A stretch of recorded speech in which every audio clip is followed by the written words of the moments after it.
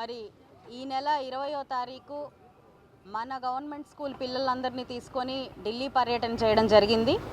నిన్న రాత్రి 10ంటికి మేమందరం కూడా తిరిగి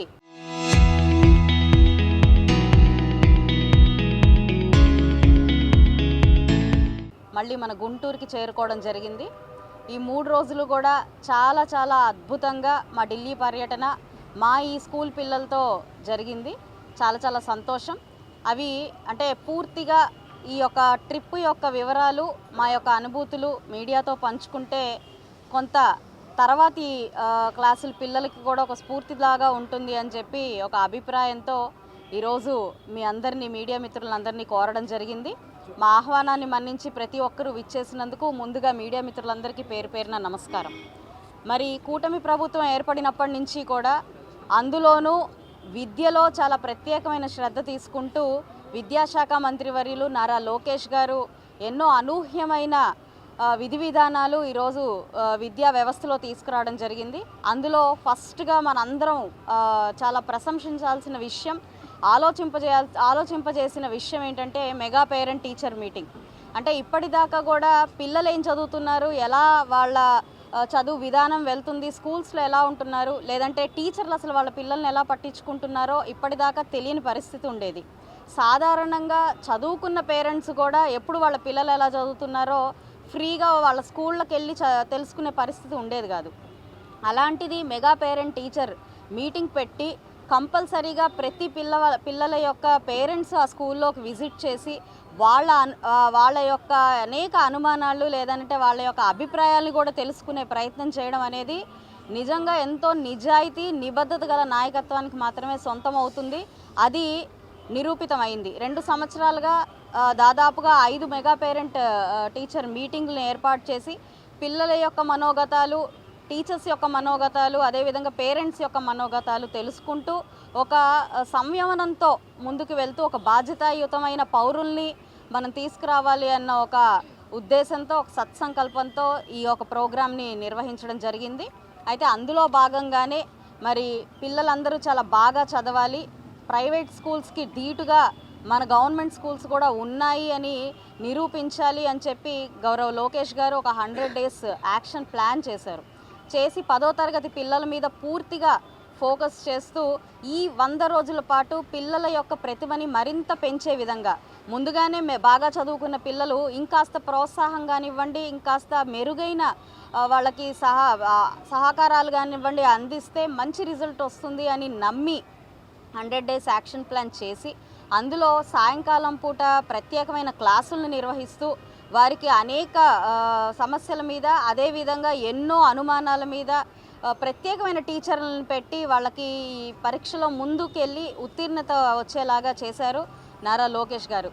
ఇది ఏ స్థాయిలో అంటే ఒక 100 రోజుల్లో యాక్షన్ ప్లాన్ చేయాలి అని చెప్పి స్కూళ్ళకి, టీచర్లకి, ప్రిన్సిపల్కి ఆర్డర్ ఇవ్వడమే కాకుండా ప్రతి డిస్ట్రిక్ట్ కలెక్టర్కి కూడా ఈ ప్రోగ్రామ్ని అటాచ్ చేసి వాళ్ళతో కూడా స్ఫూర్తిదాయకమైన రివ్యూ మీటింగ్ని కండక్ట్ చేసి వాళ్ళని ఎంకరేజ్ చేసే విధంగా పరీక్షల ముందు రోజు కూడా వాళ్ళకి ప్రోగ్రామ్ కండక్ట్ చేసి వాళ్ళని పూర్తిగా ఎంకరేజ్ చేసి ఎట్టి పరిస్థితుల్లో 100% అద్భుతమైన రిజల్ట్ వచ్చేలాగా కూడా నారా లోకేష్ గారు కృషి చేశారు. దానికి అనుగుణంగానే మన అందరం చూసాం. అద్భుతమైన రిజల్ట్స్ మన గవర్నమెంట్ స్కూల్ పిల్లలు కనపరిచారు. ఎప్పుడూ లేని విధంగా మరి న్యూస్ పేపర్లో కూడా మన గవర్నమెంట్ స్కూల్ పిల్లల యొక్క చిత్రపటాలు వేసి ఒక సగర్వంగా మన గవర్నమెంట్ తీసుకుంటున్న చర్యలు, అదేవిధంగా గవర్నమెంట్ స్కూల్స్ పిల్లలు కూడా కనపరిచిన ప్రతిభ ప్రతి ఒక్కరికి సమాజంలో చూపించేలాగా చేశారు గౌరవ లోకేష్ గారు. అదేవిధంగా ఆయన యొక్క ఈ కార్యాచరణకి స్ఫూర్తిదాయకంగా మేము కూడా స్ఫూర్తి పొంది ఇలాగ మంచి ప్రతిభను కనబరిచిన పిల్లల్ని ఎక్కడికైనా తీసుకెళ్ళాలి అని చెప్పి ఒకానొక పేరెంట్ టీచర్ మీటింగ్లో చెప్పడం, అదేవిధంగా మన ఢిల్లీ రాజధానికి తీసుకెళ్ళాలి అని చెప్పి సంకల్పించడం, వారిని అలాగే తీసుకెళ్ళడం జరిగింది. మరి ఎక్కడికైనా తీసుకెళ్ళి ఉండొచ్చు, 2 రోజుల పాటు సరదాగా వాళ్ళని గడిపేలాగా కూడా ప్రయత్నించవచ్చు. కానీ ఢిల్లీ రాజధాని తీసుకెళ్ళడానికి కారణం, దాని వెనకాల పరమార్థం మరొకటి ఉంది. ఎందుకంటే మన భారతదేశం యొక్క మన రాజధానిని చూడడం మన భావితర భవిష్యత్తుకి ఎంతో అవసరమని నేను భావించాను. మరి ఈరోజు పిల్లలు అక్కడికి వెళ్ళిన తర్వాత రాష్ట్రపతి భవన్ రాజధానిని, ఆ యొక్క అద్భుతమైన కట్టడాన్ని చూసి నిజంగా అబ్బురపడ్డారు. అదేవిధంగా మన రెడ్ ఫోర్ట్ మన సౌభ్రాతృత్వానికి, మన స్వేచ్ఛకి ప్రతీకగా ఉండి ప్రతి ఇండిపెండెన్స్ డే రోజు ఫ్లాగ్ హాయిస్ట్ జరిగే ఆ ప్రాంతానికి వచ్చి వారిలో నిజంగానే దేశభక్తి పెంపొందించబడింది అని కూడా చెప్పుకోవచ్చు. మరి అక్కడికి వెళ్ళిన తర్వాత ఇండియా గేటు, ఎందరో ఈ వీరుల యొక్క మెమోరియల్గా ఉంటున్న ఇండియా గేట్ని వారు సందర్శించారు. ఇలాగా పార్లమెంటు, రాజ్యసభను కూడా వాళ్ళు దగ్గరుండి మన బిల్స్, మన పాలసీస్ ఎలాగ రూపకల్పన చెందుతున్నాయి, మన భారతదేశం ఏ విధి విధానాలతో ముందుకు వెళ్తుంది అన్న తెలుసుకోవాల్సిన అవసరం కూడా మన భావితర భవిష్యత్తుకు ఉంది. అది తెలుసుకున్నారు. అండ్ అదేవిధంగా అన్నిటికంటే ప్రధానంగా నిలిచేది, ఇందులో చాలా గొప్పగా చెప్పుకోవాల్సిన అంశం ఏదైనా ఉంది అని అంటే అది కేంద్ర మంత్రివర్యులు పెమ్మసాని చంద్రశేఖర్ గారి ఆశీర్వాదంతో, వారి యొక్క ప్రోద్బలంతో వైస్ ప్రెసిడెంట్ శ్రీ రాధాకృష్ణన్ గారిని కలవడం, మన పిల్లల్ని, మన గుంటూరు పిల్లల్ని ఉద్దేశించి ఆయన ప్రసంగించడం, మన గుంటూరు పిల్లలకి, మన గుంటూరు పశ్చిమ పిల్లలకి ఆయన హైటీని అందించడం అనేది నిజంగా చాలా చాలా ఆనందించాల్సిన విషయం. ఒక అద్భుతమైన సువర్ణ అవకాశంగా నేను భావిస్తూ ఉన్నాను. అంతేకాకుండా ఒక చిన్న మొమెంటో ఇచ్చి పంపించేయచ్చు ఆయన, కానీ ఆయన ప్రత్యేకించి ప్రతి మెరిట్ స్టూడెంట్తో ఆయన ఒక బుక్ని బహూకరించి వారితో ఫోటో దిగడం అనేది చాలా చాలా సంతోషకరమైన విషయం. అయితే ఇలాగా మా యొక్క పర్యటన అంతా పూర్తయింది. వెళ్ళి రావడం కూడా విమానయానంతో వెళ్ళి రావడం జరిగింది. పిల్లలకు ఒక మధురానుభూతిని అందించాలన్న ఒక ప్రయత్నం మాత్రమే చేశాం మేమందరం. అయితే దీనికి సహకరించిన అనేక మంది ఈరోజు మేము ఈ ఆలోచన చేయడం తరువాయి మన పిల్లల్ని ప్రోత్సహించాలి అన్న ఒక సత్సంకల్పంతో మరి ఎల్వీఆర్ అండ్ సన్స్ వాళ్ళు మనకి టికెట్స్కి రూపంలో కానివ్వండి ధన సహాయం చేయడం జరిగింది. అదేవిధంగా శ్రీ భ్రమరా ట్రస్ట్ వారు కూడా ఇక్కడ బస్సు ఎక్కిన దగ్గర నుంచి మళ్ళీ బస్సు దిగేదాకా కూడా అనేక సౌకర్యాలు మాకు అందించడం జరిగింది. అదేవిధంగా మేము ఢిల్లీ వెళ్ళిన తర్వాత కూడా మా స్టే, మా ట్రావెల్స్ ఇవన్నీ కూడా పెమ్మసాని గారి టీం మొత్తం కూడా పూర్తి పర్యవేక్షణలో వారు నిర్వహించడం జరిగింది. ఇలాగ మేము తీసుకున్న ఈ యొక్క మంచి సంకల్పాన్ని, ఆలోచనని ముందుకు తీసుకెళ్తూ ప్రోత్సహిస్తూ వీరందరూ మా వెంట నిల్చోవడం మాకు నిజంగా చాలా చాలా సంతోషం.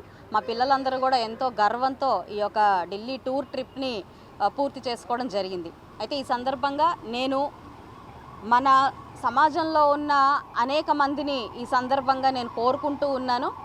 ఏదో మనకి అవకాశాలు లేక ఆర్థికంగా వెనకబడుతున్నాం కాబట్టి, కేవలం దానికోసం కాబట్టే మనం గవర్నమెంట్ స్కూల్ని ఎంచుకోకుండా నిజంగా మంచి టీచర్లు, మంచి ప్రతిభ ఉన్న టీచర్లు, మనకి డిఎస్సి క్వాలిఫైడ్ టీచర్స్ అందరూ కూడా ఈరోజు స్కూల్స్లో, కాలేజెస్లో, గవర్నమెంట్ స్కూల్స్ అండ్ కాలేజెస్లో వాళ్ళు చదువు చెప్తున్నారు.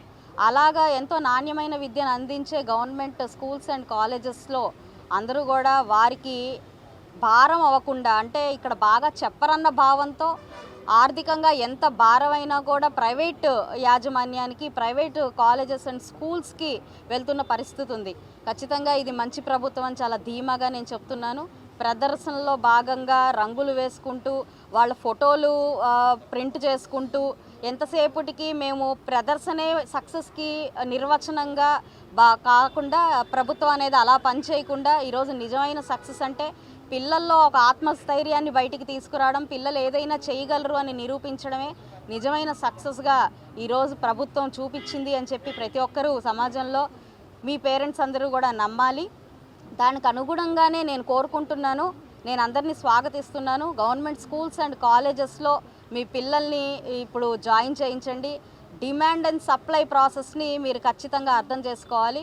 పిల్లలకు ఎక్కడ డిమాండ్ ఉంటుందో అక్కడ సప్లై ఉంటుంది. ఎక్కడ నాణ్యత కావాలి అని పిల్లలు, పేరెంట్స్ కోరుకుంటారో అక్కడ ఖచ్చితంగా ప్రభుత్వాలు కూడా అందించాల్సిన అవసరం ఉంటుంది. కాబట్టి మీరందరూ ఒక మంచి నిర్ణయం తీసుకుంటారని కోరుకుంటూ, మరి ప్రతి ఒక్క పిల్లవాడు ఇండివిజువల్గా గౌరవ ప్రెసిడెంట్, వైస్ ప్రెసిడెంట్ గారితో దిగిన ఫోటోల్ని ఒక చిన్న టోకెన్ ఆఫ్ అప్రిసియేషన్గా వారికి అందించాలి అని చెప్పి మేము ప్రయత్నించి ఫోటో ఫ్రేమ్స్ని కూడా గుంటూరు పశ్చిమ ఆఫీస్ తయారు చేసింది.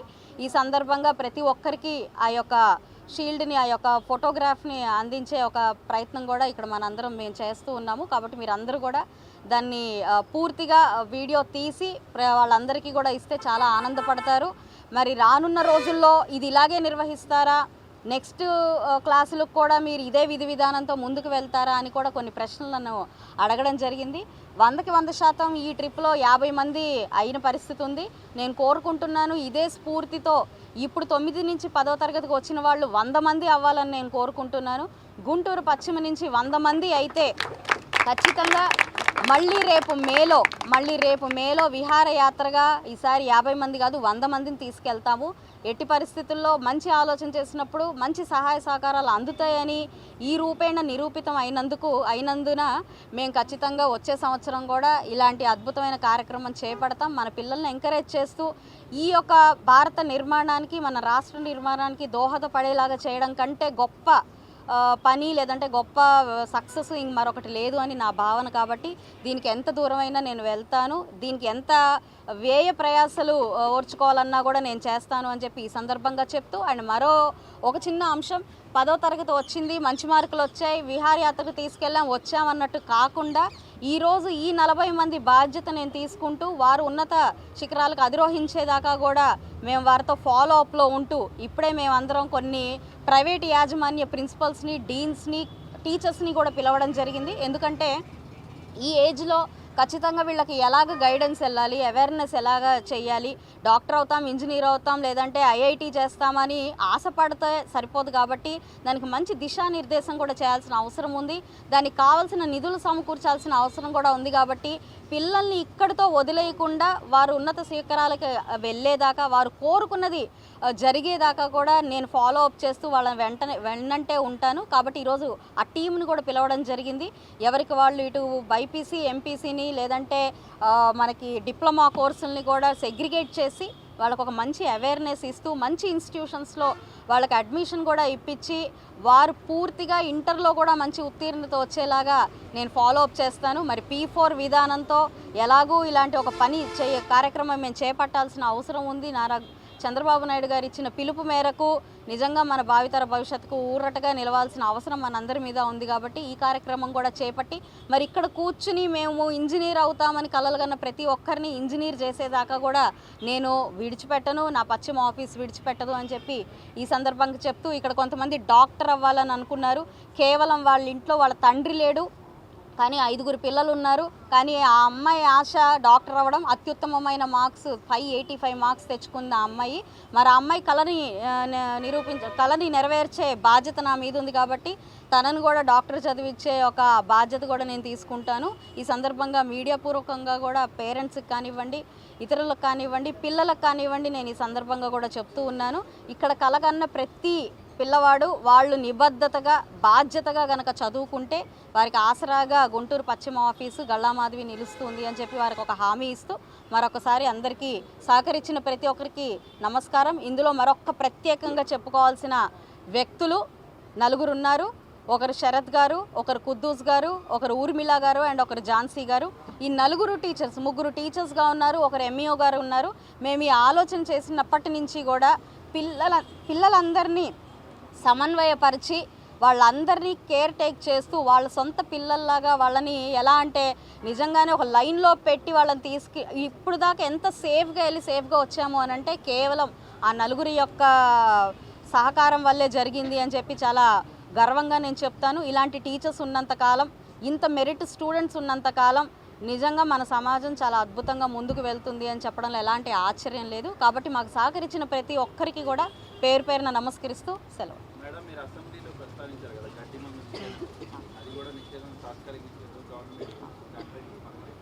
చాలా సంతోషంగా ఉందండి. ఎందుకంటే ఈరోజు కుటుంబాలన్నీ కూడా అంటే కొంతమంది పిడివాదన చేస్తున్నారు అనిపిస్తుంది. ఏంటంటే ఆత్మహత్య చేసుకోవాలి, చనిపోవాలి అని అనుకునే వాళ్ళు ఎలాగైనా చనిపోతారు, కేవలం గడ్డి మందు మాత్రమే బ్యాన్ చేస్తే కాదు కదా అనే ఒక ఆలోచన ఉంది. కానీ మనం గమనించాల్సిన విషయం ఏంటి అని అంటే గడ్డి మందు రైతు కాకుండా రైతు కుటుంబాల్లో ఆ గడ్డి మందు ఉండడం వల్ల క్షణికావేశంతో నిజంగా ఇంట్లో వారు ఎక్కువగా సేవించడం, వెంటనే ఎలాంటి ట్రీట్మెంట్ అందించలేని పరిస్థితి, హాస్పిటల్కి తీసుకువచ్చే సమయం కూడా లేని పరిస్థితి, ఆ గడ్డి మందు ఇస్తున్న పరిస్థితి అత్యంత ప్రమాదకరమైంది. అట్ ద సేమ్ టైం చాలా ఈజీగా చాలా తక్కువ అమౌంట్తో దొరకడమే కాకుండా 5 ml అంటే ఒక దగ్గు మందు వేసుకునే మోతాదులో వేసుకున్నా కూడా పూర్తిగా లోపల ఉన్న అవయవాలన్నీ ఫెయిల్ అయిపోయి చనిపోతున్న పరిస్థితి. ఎన్నో కుటుంబాలని ప్రత్యక్షంగా నేను చూడడం జరిగింది. మా సొంత వారిని కూడా ఈ యొక్క గడ్డి మందు యొక్క ప్రభావంతో కోల్పోవడం కూడా జరిగింది. ఇలాంటివి ఎక్కడ పునరావృతం కాకూడదు అని చెప్పి ఎంతో ఆవేదనతో ఆ రోజు అసెంబ్లీలో నేను ప్రభుత్వం దృష్టికి తీసుకువెళ్ళడం. నిజంగా ప్రభుత్వం నేను ఫిబ్రవరిలో ఫిబ్రవరిలో నేను ఈ 2026 ఫిబ్రవరిలో అసెంబ్లీలో దీని గురించి మాట్లాడడం జరిగింది.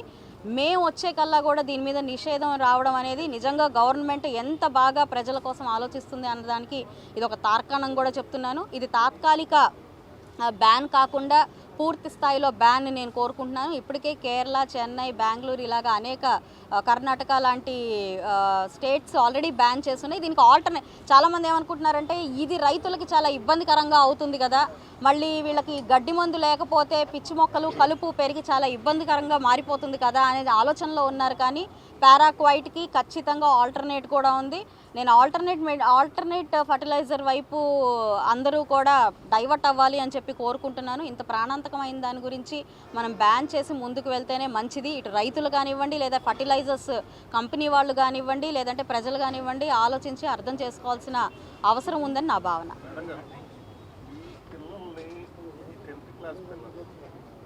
ఎందుకు ఇలా చేయాలి, విజ్ఞాన విహారయాత్ర చేస్తారని ఆలోచన చిన్నతనంలో మీకు ఇలాంటి అంటే మనసుకి ఏదైనా భారమైన విషయం ఉంటేనే కదా ఇలాంటి ఏదన్నా ఉన్నది.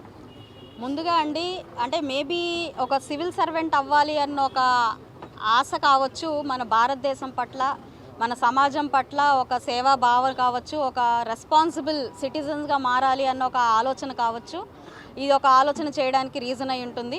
ఎందుకంటే భావితరం భవిష్యత్తు ఈ ప్రపంచం అంతా ఒకటే ఒక మాట చెప్తానండి, మన దేశం మన యువతని బట్టే ఉంటుంది. మన యువత ఎలా ఉంటే మన భారతదేశం అలా ఉంటుంది అని చెప్పుకోవాలి. ఈరోజు యువత మత్తులో ఊగిపోతూ ఉంటే భారతదేశం మత్తుమయం అయిపోతుంది. అదే యువత బాధ్యతాయుతంగా ఉంటే ఆ దేశం బాధ్యతాయుతంగా ఉంటుంది. అంటే ఈరోజు ఒక చిన్న ఎగ్జాంపుల్ చెప్తాను. మేము జపాన్ కానీ చైనా కానీ విజిట్ చేసినప్పుడు అక్కడ పౌరులందరూ కూడా మ్యాక్సిమం యూత్ ఇటు మార్షల్ ఆర్ట్స్లో కానివ్వండి, లేదనంటే ఏదైనా మ్యానుఫ్యాక్చరింగ్లో కానివ్వండి, విద్యాపరంగా కానివ్వండి, లేదు అనంటే టెక్నాలజీ పరంగా కానివ్వండి అత్యంత నిమగ్నులైపోయి ఉంటారు. ఆ దేశం ఈరోజు చూస్తే మనం చాలా పురోగతి చెందుతూ ఎంతో అడ్వాన్స్డ్గా ఉన్న పరిస్థితి కనపడుతుంది. ఇది కేవలం అక్కడ యూత్ ఇన్వాల్వ్ అయిన పరిస్థితి వల్లనే సాధ్యపడుతుంది. అలాగే మన భారతదేశ యూత్ కూడా అనవసరమైన ఆలోచనలతో అర్థం లేని అలవాట్లతో ముందుకు వెళ్లకుండా మన భారతదేశ ఔన్నత్యాన్ని పెంచాలి. మరి మనం చూస్తే మేబీ నేను ఒక హిస్టరీ స్టూడెంట్ అవడం వల్ల ఎంతోమంది చాలా తక్కువ వయసులో మన భారతదేశ స్వాతంత్రం కోసం వారి ప్రాణాలను అర్పించడం మేము చదువుకున్నాం. అది స్వయంగా ఫీల్ అవ్వడం కూడా జరిగింది. అంటే కేవలం స్వాతంత్రం రావడం కోసం వాళ్ళ ప్రాణాలను అర్పించారు అని అంటే సమాజం బాగుండడం కోసం కాస్త శ్రమను తీసుకోవడం పెద్ద విషయం కాదు. అది మన బాధ్యత కూడా నేను భావిస్తున్నాను. అయితే అవన్నీ తెలియాలి అని అంటే ఖచ్చితంగా వాళ్ళని ఇలాంటి ఒక ప్లేస్కి తీసుకెళ్తే మాత్రమే తెలుస్తుంది. ఈరోజు వాళ్ళందరూ రాజ్యసభని, లోక్సభని, కాన్స్టిట్యూషన్ బుక్ని చూసినప్పుడు నిజంగా ఇలాంటి ఒక భావన ఖచ్చితంగా వచ్చి తీరుతుంది అని నేను అనుకుంటున్నాను. అండ్ మోరోవర్ మీరు అన్నట్టుగా నాకు కూడా చాలా మెమరీస్ ఉన్నాయండి. నేను ఇంటర్మీడియట్లో ఉన్నప్పుడు అబ్దుల్ కలాం గారు మా కాలేజీకి రావడం జరిగింది. అబ్దుల్ కలాం గారు వచ్చినప్పుడు ఆయన్ని స్వయంగా చూసి ఆయన షేక్ హ్యాండ్ ఇవ్వడం మాకు కుదరకపోయినా ఆయన చూసినందుకే చాలా చాలా ఆనందంగా స్ఫూర్తిదాయకంగా అనిపించింది ఆ రోజు. అదేవిధంగా నేను 9th క్లాస్లో ఉన్నప్పుడు సైన్స్ ఎగ్జిబిషన్ ఒక సైన్స్ ఎక్స్పెరిమెంట్లో ఫస్ట్ రావడం వల్ల నాటి గవర్నర్ రంగరాజన్ గారిని కలిసే అవకాశం, ఆయన చేతుల మీదుగా ఆ యొక్క మెరిట్ సర్టిఫికేట్ తీసుకునే అవకాశం కలిగింది. అలాంటి భావన ఇప్పటికీ నా మనసులో నుంచి చెరిగిపోదు, అలాంటి స్ఫూర్తి ఇప్పటికీ నా మనసులో నుంచి చెరిగిపోదు. కాబట్టి అలాంటి ఒక భావనే మన నేటి భవిష్యత్తుకి అందించాలి. కాబట్టే కేంద్ర మంత్రి వర్యులు పెమ్మసాని చంద్రశేఖర్ గారిని ప్రత్యేకించి రిక్వెస్ట్ చేయడం జరిగింది. మన ప్రధానిని కానివ్వండి, లేదంటే మన ప్రధానిని కానివ్వండి, ప్రెసిడెంట్ గారిని కానివ్వండి, వైస్ ప్రెసిడెంట్ గారిని కానివ్వండి, ఇలాగ ఎవరైనా ప్రామినెంట్ పర్సన్స్ని మన పిల్లలకి పరిచయం చేయాలనుకుంటున్నాను సార్ అని ఆయన అడిగినప్పుడు నిజంగా చాలా సానుకూలంగా స్పందించి వితిన్ 1 వీక్లో అన్ని అపాయింట్మెంట్స్ని ఆయన సెట్ చేసి మాకు అందించడం, కామన్ ఐడియాని షేర్ చేసుకోవడం, అట్ ద సేమ్ టైం అంటే ఒక కామన్ మ్యాన్ ఒక ఫోటో ఇచ్చి పంపించడం కాకుండా గౌరవ వైస్ ప్రెసిడెంట్ గారు కూడా అంతే పిల్లలకి అటాచ్ అయిపోయి ఆయన కూడా సేమ్ ఐడియాని పంచుకోవడం, నేను చిన్నతనంలో నాకు స్ఫూర్తిదాయకంగా నిలిచిన వ్యక్తుల్ని కలిసినప్పుడు ఎంతో స్ఫూర్తినిచ్చింది, మన పిల్లలకు కూడా అలాంటిది ఇవ్వడం నా బాధ్యత అని ఆయన అభిప్రాయపడడం, ఇవన్నీ కూడా ఒక కామన్ ఎజెండా, కామన్ ఐడియాస్తో ఉంటేనే జరుగుతాయి. కాబట్టి వీళ్ళు ఈరోజు నింపుకున్న ఈ మనస్థైర్యాన్ని రేపు మరికొంతమందికి అందించే ప్రయత్నం చేస్తారన్న ఒక ఆలోచనతో ఇది చేయడం జరిగింది. ఉద్యోగాలు చేస్తున్నటువంటి వారు విదేశాల్లో ఉన్నారు, అంటే చిన్న వయసులో ఉన్నారు, అలాంటి వాళ్ళు కలుపుకొని పోవడానికి ఏదైనా ప్రయత్నం ఉంది? 100% అండి. ఈరోజు నా సర్కిల్లో ఉన్న వాళ్ళందరూ కూడా ఒకనాడు గవర్నమెంట్ స్కూల్స్లో పనిచేసిన వాళ్ళే ఈరోజు America, Singapore, Malaysia, Europe, London ఇలాగ చాలా ప్రాంతాల్లో మా యొక్క సొంత బ్రదర్హుడ్ కానివ్వండి, లేదంటే మా యొక్క రిలేటివ్స్ కానివ్వండి, వీళ్ళందరూ గవర్నమెంట్ స్కూల్స్లో చదివి అత్యంత గొప్ప స్థాయిలో ఉన్నవాళ్ళు ఉన్నారు. వాళ్ళందరి సహకారంతో ఇప్పుడే మేము ఉంటున్న విలేజెస్ని చాలా రకాలుగా బాగు చేస్తూ, అక్కడ చారిటీస్ని ఇస్తూ, చదువుకున్న స్కూల్స్ని బాగు చేస్తూ ఎంతో అద్భుతమైన సాంఘిక కార్యక్రమాల్లో ఉన్నాము. అయితే నేటి ఇప్పుడు ఉన్న పరిస్థితుల్లో ఉన్న ఈ పిల్లల్ని కూడా వాళ్ళ సహాయ సహకారాలతో ఖచ్చితంగా ముందుకు తీసుకెళ్తాం. ఇందాక నేను ఎంతో ధీమాగా వాళ్ళ గోల్స్ రీచ్ అయ్యేదాకా నేను ఉన్నాను అని చెప్పడానికి కారణం కూడా వీరందరి సహాయ సహకారం నాకు ఉంటుంది. వారందరూ కూడా నాకు హామీ ఇచ్చి నన్ను ముందుకు నడిపించిన విధానం వల్లనే ఈరోజు నేను కూడా మాట ఇవ్వగలిగానండి.